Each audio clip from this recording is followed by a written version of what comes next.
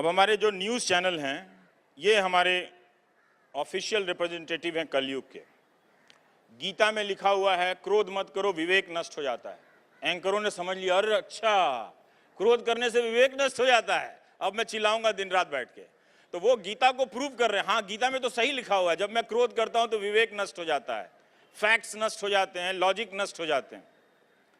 तो हम एक ऐसे दौर में आ गए हैं, नाम गीता का लेते हैं लेकिन जो लिखा है उसका उल्टा करने लगते हैं। तो अगर आप हमारे न्यूज़ एंकर नहीं होते तो बताइए इस कलयुग में क्या होता? मज़ा आता आपको? नहीं आता मज़ा।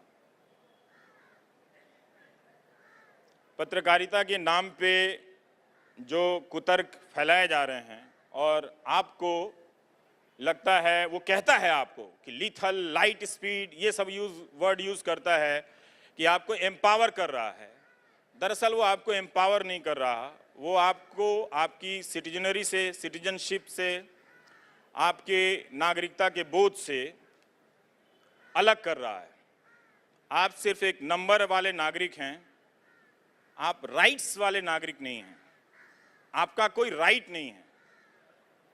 ये डिवीजन बहुत साफ साफ, जैसे पेड़ की कटाई होती है ना, तो सारे तने जो है काट काट के उसको इस तरह से सीधा किया जा रहा था ताकि सबको एक सफ में खड़ा होके, एक कतार में खड़ा होके गिना जा सके।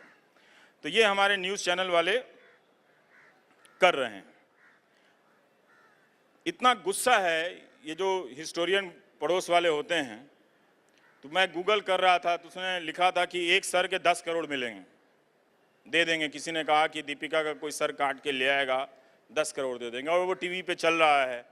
जिसने सर काटने की बात कही वो बाकायदा तलवार के साथ आ गया टीवी स्टूडियो में, बोला ये वो तलवार है, फिर वो कुछ सफाई वफाई दिए।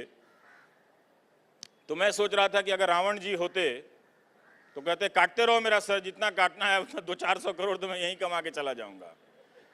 वो जो 10 करोड़ काटने की जो बात हो रही थी, तो गूगल कर रहा था तो एक और मिला कि उसने किसी का सर काटने के लिए 10,000 दिया था। वो तब डिमोनेटाइजेशन के पहले का था। वो बोला था कि कोई सर काट के लाएगा तो 10,000 देंगे हम। तो भाई तुम फ्री में ही काट लेते।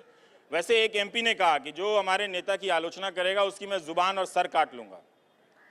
वो ज़्यादा था, वो पोस्ट डिमोनेटाइजेशन का था, उसके पास पैसे खत्म हो गए थे, तो उसने पैसे देने की बात नहीं कही।